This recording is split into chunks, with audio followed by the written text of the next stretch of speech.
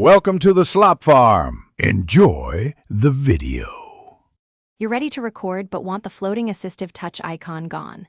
First, make sure Assistive Touch is on and screen recording is in Control Center.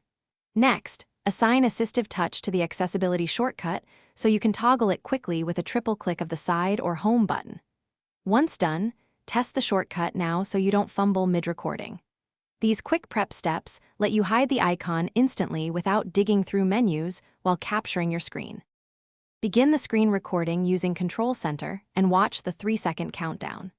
Just before or as recording starts, triple-click the side or home button to turn off Assistive Touch. This removes the floating button from your video.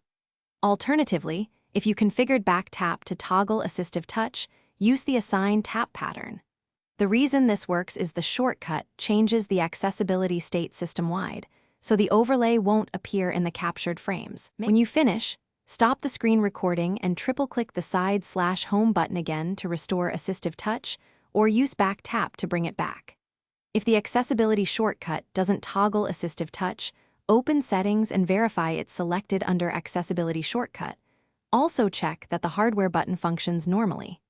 If the floating icon still shows in the saved video, restart the iPhone and try the process again. One quick troubleshooting tip. Test the toggle while screen recording a short clip to confirm invisibility before doing the full capture. Thanks for watching. Consider subscribing if we helped you today.